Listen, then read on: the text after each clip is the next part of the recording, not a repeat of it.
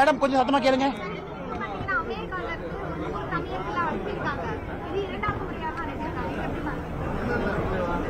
அதாவது அமெரிக்காவை பொறுத்த வரைக்கும் ட்ரம்ப் அவர்கள் ஒரு விஷயத்தை சொல்லி மக்களுடைய ஆதரவை பெற்று இன்னைக்கு அமெரிக்காவினுடைய அதிபராக 2வது முறை வந்திருக்கிறாங்க. மேக் அமெரிக்கா கிரேட் அகெயின், மாகா அப்படின்னு அவங்க பேசுறாங்க.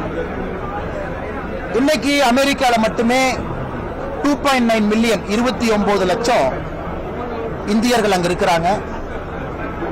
அதே நேரத்தில் அமெரிக்க அரசு தெரிவிக்கின்ற கருத்துப்படி 7,50,000 பேர் அன்டாக்குமெண்டட் இமிகிரன்ட்ஸ், அதாவது ஏலியன்ஸ் இருக்கிறாங்க. அவங்க குறிப்பா ஜனவரி 19ஆம் தேதியை ஒட்டி, ஏன்னா பிரசிடென்ட் ட்ரம்ப் அவங்களோட இனாகிரேஷன் அந்த பகுதியில் வந்துச்சு. அதுக்கு முன்னாடி நிறைய பேர் அந்த நாட்டுக்குள்ள அமெரிக்காவுடைய பக்கத்து நாடாக இருக்கக்கூடிய மெக்சிகோ பார்டர்ல இருந்து உள்ள என்டர் ஆகிறாங்க. லார்ஜஸ்ட் ஸ்கேல்ல போறாங்க. இதற்கு முன்பு விமானத்தில் அமிர்தசருக்கு வந்த அந்த முதல் பிளேன்ல பாத்தீங்கன்னா நம்முடைய இந்திய சொந்தங்கள் எல்லாமே அந்த குறுகிய காலகட்டத்தில் அமெரிக்காவுக்குள்ள போகணும்னு முயற்சி பண்ணவங்க. அவங்க எல்லாம் அந்த டெம்பரரி கேம்ப்ல வைக்கப்பட்டிருந்தாங்க. டெம்பரரி கேம்ப்ல அவங்க அந்த குறுகிய காலகட்டம், ஜனவரி முதல் வாரம், ஜனவரி 2வது வாரம், ஜனவரி 19க்குள்ள அமெரிக்காக்குள்ள போகணும். அவங்க எல்லாருமே ஒரு டிபோர்டேஷன் கேம்ப்ல இருந்து நேரா டிபோர்ட் ஆயிட்டாங்க. இதுல அது ஒரு கருத்து என்னன்னா, அமெரிக்காவுடைய சட்டத்திட்டங்கள் படி மிலிட்டரி பிளேன்ல ஏத்தி நம்முடைய நாட்டுக்கு அனுப்பி இருக்கிறாங்க. இது ஒரு பக்கம். இன்னைக்கு 2வது முறை 2வது பிளேன், ஏன்னா அவங்க எல்லாமே கிட்டத்தட்ட ஜனவரி மாசத்திலிருந்து உள்ள போக முயற்சி பண்ணவங்க. அதைத்தான் நேற்று மோடி அவர்கள் ட்ரம்ப் அவர்களோடு பேசும்போது தெல்ல தெளிவா சொன்னாங்க. நானும் ட்ரம்ப் அவர்களும் இணைந்து இந்த குளோபல் டிராபிகிங் நெட்வொர்க், உலகத்துல டாங்கி ரூட் அப்படின்னு ஒரு ரூட் இருக்கு. உதாரணத்துக்கு இந்தியா பஞ்சாப்ல இருந்து போகணும்னா அந்த டாங்கி ரூட்ல அப்படியே யூரோப்ல போய் அங்க போய் மெக்சிகோல போய் போறது. இவர்கள் தான் அதிகமா இதுல சம்பாதிக்கிறாங்க. இவங்க எல்லாம் பாவம், சொத்தை வித்து, அப்பா அம்மாவோட பணத்தை நகையெல்லாம் வித்து ஒரு நல்ல கனவுகளோடு அமெரிக்காவுக்கு போறாங்க. தவறு வந்து இந்த டிராபிகிங் நெட்வொர்க்கை உடைக்கணும். ஆனால் நானும் ட்ரம்ப் அவர்களும் இணைந்து இந்த குளோபல் ஹியூமன் டிராபிகிங் நெட்வொர்க்கை தகர்த்தெறிந்து விடுவோம் அப்படின்னு இருக்காங்க. ஆனால் நாம் புரிந்து கொள்ள வேண்டும், இது அமெரிக்க அரசு எடுக்கக்கூடிய முடிவு.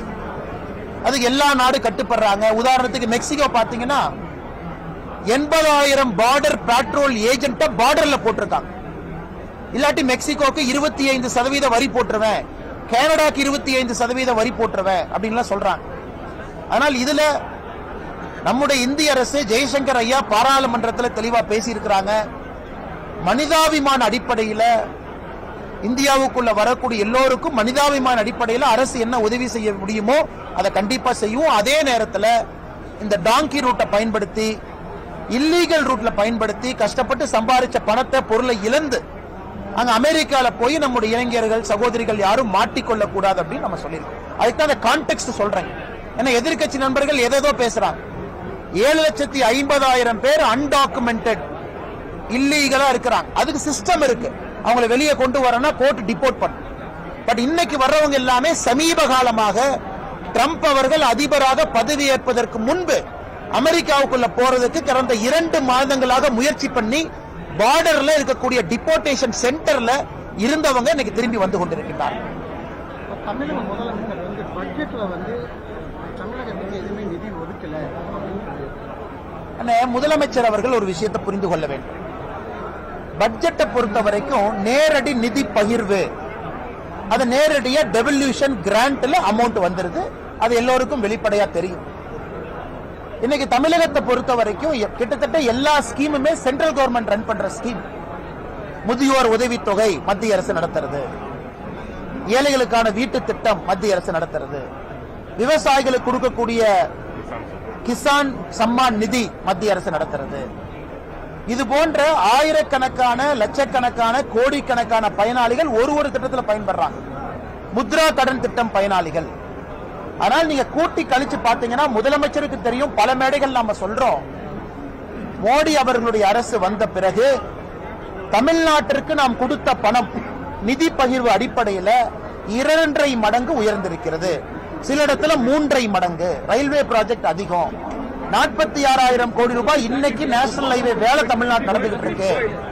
விமான நிலையம், துறைமுகத்திலிருந்து இவ்வளவு வேலைகள். அதனால எந்த அடிப்படையில் மாண்புமிகு முதலமைச்சர் ஐயா ஸ்டாலின் அவர்கள் எந்த அடிப்படையில் பட்ஜெட்ல தமிழ்நாட்டுக்கு எதுவுமே இல்லைங்கிறாங்க?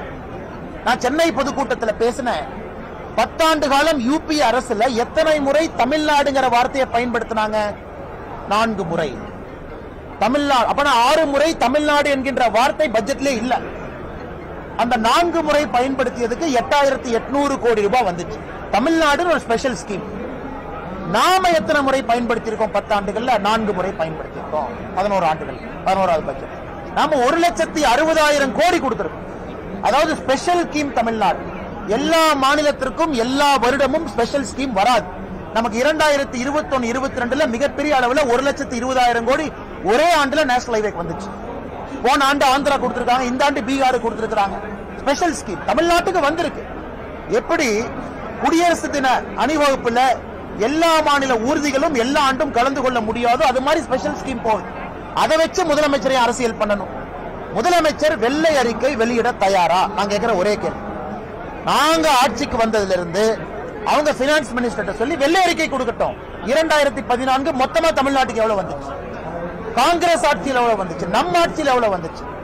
அதன் பிறகு நாங்க ஏற்கனவே சொல்லியிருக்கோம், மேடை போட்டு விவாதிப்பதற்கு பாரதிய ஜனதா கட்சி தயார். ஆர்எஸ் பாரதி அவங்க என்ன சொன்னாங்க? மேடை போட்டு விவாதிக்கிறோம் பட்ஜெட்டை பத்தி. நான் சொன்னேன், ஓகே, நீங்க மாநில அரசு பட்ஜெட்டை பேசுங்க, நாங்க மத்திய அரசு பட்ஜெட்டை பேசுறோம், இருவரும் மேடை போட்டு விவாதிப்போம். உங்ககிட்ட டேட்டா இருக்கு, நீங்க வெள்ளை அறிக்கை கொண்டு வாங்க, நாங்க மத்திய அரசு டேட்டாவை கொண்டு வர்றோம். தமிழ்நாட்டு மக்களுக்கு மொத்தமாக தெரியட்டும் யார் தமிழகத்துக்கு எவ்வளவு கொடுத்திருக்காங்க, மோடி ஐயா எவ்வளவு கொடுத்திருக்காங்க, மன்மோகன் சிங் ஐயா எவ்வளவு கொடுத்திருக்காங்க. நான் ஏற்கனவே சொன்னது போல 2.5 மடங்கு, சில செக்டர்ல 3.5 மடங்கு அதிகம். அப்படி இருக்கும் பொழுது எந்த அடிப்படையில் முதலமைச்சர் அவர்கள் தொடர்ந்து இதே போல் பேசுகின்றார்கள் என்று எனக்கு புரியவில்லை. பாஜக டப்பிங் வந்து எடப்பாடியார் அப்படின்னு சொல்லிட்டு, பாஜகவோட டப்பிங் எடப்பாடியார் அப்படின்னு யார் சொன்னாங்கன்னா? அண்ணா, முதலமைச்சருக்கு தான் இன்னைக்கு டப்பிங் தேவைப்படுது. அவருக்கு டப்பிங் தேவைப்படுது.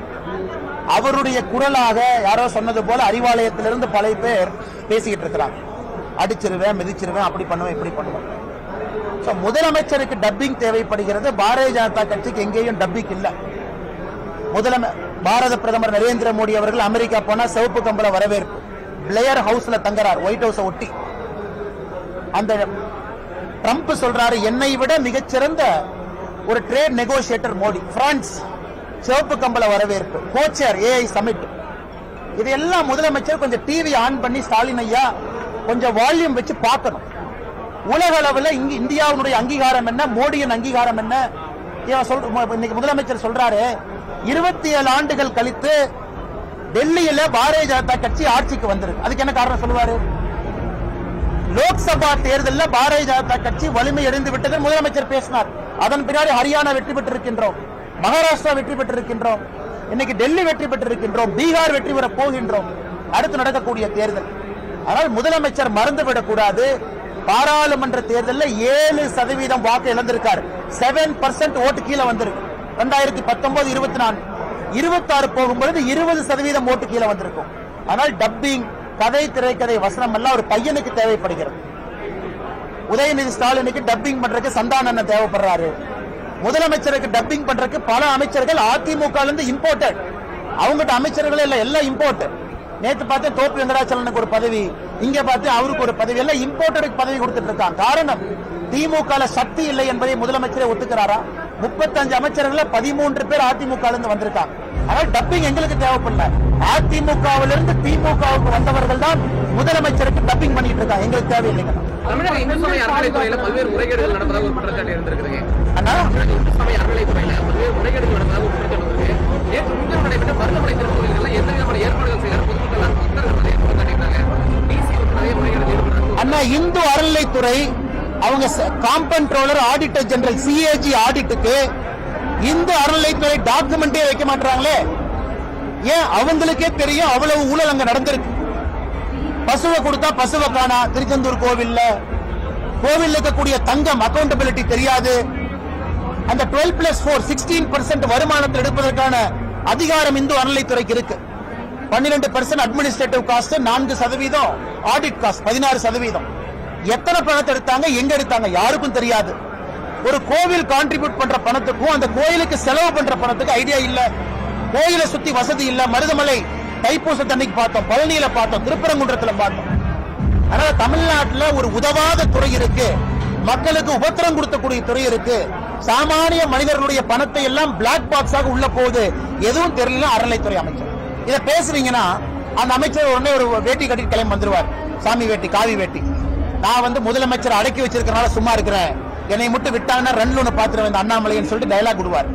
நான் கேட்கறது, தைரியம் இருந்தா சிஏஜி ஆடிட்டுக்கு விடுங்க. தமிழக மக்களுக்கு நாங்கள் படம் போட்டு காட்டுகின்றோம். அறநிலைத்துறை இன்கமிங் எவ்வளவு, அவுட் கோயிங் எவ்வளவு, டைவர்ட் எவ்வளவு, பேங்க் அக்கௌண்ட்டுக்குள்ள எவ்வளவு, பர்சனல் அக்கௌண்ட்டுக்குள்ள எவ்வளவு, சுவிஸ் வங்கிக்கு எவ்வளவு, கொள்ளை எவ்வளவு, எல்லாம் நாங்கள் அக்கௌண்ட் போட்டு காட்டுறோம். அதற்கு அறநிலைத்துறை எத்தனை நாள் தப்பிப்பீங்க? நாம் ஆட்சிக்கு வந்த பிறகு முதல் வேலை அறநிலைத்துறை அக்கௌண்டிங். யாரு தப்பு பண்ணிருக்கீங்களோ உங்களை விட மாட்டோம். அதனால எத்தனை நாள் தப்பிக்க முடியுமோ தப்பிச்சு. மணிப்பூர்ல 220 பேர் கொல்லப்பட்டிருக்காங்க. அதனால முதலமைச்சர் பிரேம்சிங் ராஜினாமா மத்திய அரசு. முதலமைச்சர் மு.க. ஸ்டாலின் ஐயானால ஒரு ஏர் ஷோ ஒழுக்கமா நடத்த தெரியல. ஒரு ஏர் ஷோ ஒழுக்கமா நடத்த தெரியல. அத்தனை அப்பாவி பொதுமக்கள் உயிரிழந்திருக்கிறாங்க.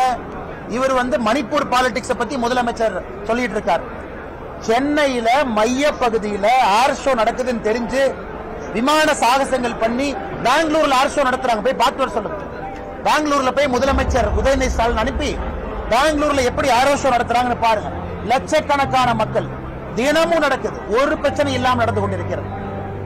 ஏன்னா அது அப்கோர்ஸ் சென்ட்ரல் கவர்மெண்ட் டைரக்டா நடத்துறாங்க, சென்ட்ரல் கவர்மெண்ட் ஃபெசிலிட்டிக்குள்ள நடக்குது, ஏர்போர்ட்டை ஒட்டி நடக்குது, அது வேற. ஆனால் இங்க நடத்துவதற்கு இது இல்ல. மணிப்பூர் நடந்ததை பத்தி பேசுறார். மணிப்பூர்ல முதலமைச்சர் அவர்களுக்கு நம்ம என்ன சொன்னாலும் அவருக்கு புரியாது. மறுபடியும் சொல்றேன், இங்கே பாரதிய ஜனதா கட்சியினுடைய குற்றம் என்ன? ஹைகோர்ட் ஒரு சமுதாயத்துக்கு எஸ்டி அந்தஸ்து கொடுக்கறாங்க, 2 சமுதாயத்துக்கு பிரச்சனை கட்டுக்குள்ள கொண்டு வந்திருக்கோம். அடுத்து என்ன நடக்கும்? இன்னைக்கு ஜனாதிபதி தலைமையில அங்க அட்மினிஸ்ட்ரேஷன் நடந்துகிட்டு இருக்கு, பிரசிடென்ட்ஸ் ரூல். ஆனால் முதலமைச்சர் அவர்கள் அவருடைய வேலையை சரியா பார்க்காம இந்தியால இது நடக்குது, அது நடக்குது, கும்பமேளால இது நடந்தது, மணிப்பூர் இது நடந்தது சொல்றார். உள்ளூர்ல, சொந்த ஊர்ல, சொந்த மாநிலத்தில் நடக்கக்கூடிய பிரச்சனையை பேச மாட்டார். பெண்கள் பாதுகாப்பு சிறப்பு நீதிமன்றம் அமைத்து நடவடிக்கை எடுத்துட்டு வரோம். யாருமே பண்ணுவாராமா? எப்ப பண்ணுவாராம்? ஆட்சி 4 வருஷம் முடிஞ்சது. அண்ணன் நேத்து என் போனை காணாம பாருங்க. அண்ணா ஒரே நிமிஷம், என் போனை கொடுங்க ராஜா. ஐயா, ஏடிஜி லா அண்ட் ஆர்டர் சுற்றறிக்கை வெளியிட்டிருக்கார். அவர் பேர் டேவிட்சன் தேவாசீர்வாதம் ஐயா. என்ன சுற்றறிக்கையில போட்டிருக்காருன்னா, தமிழ்நாட்டிலே பெண்களுக்கு எதிராக, குழந்தைகளுக்கு எதிராக குற்றம் அதிகரிச்சிருக்கு. சர்டிபிகேட் யாருன்னு ஏடிஜி லா அண்ட் ஆர்டர் சுற்றறிக்கை காட்டுறேன் பாருங்க. சுற்றறிக்கை போன் தம்பி, யாராவது போன கொடுப்பா அண்ணா, குற்றறிக்கை அனுப்புறேன். மாநிலத்தினுடைய ஏடிஜி லா அண்ட் ஆர்டர் ஒத்துக்கிறாரு. பெண்களுக்கு எதிராக, குழந்தைகளுக்கு எதிராக, ஆனா பரவாயில்ல அவங்களுக்கு வாட்ஸ்அப் அனுப்பிச்சிருவோம். பெண்களுக்கு எதிராக, குழந்தைகளுக்கு எதிராக குற்றம் அதிகரிச்சிருக்குன்னு ஏடிஜி லா அண்ட் ஆர்டர் ஒத்துக்கிறார். முதலமைச்சர் ஏன் ஒத்துக்க மாட்டாரு? சுற்றறிக்கை நான் உங்களுக்கு தர்றேன்.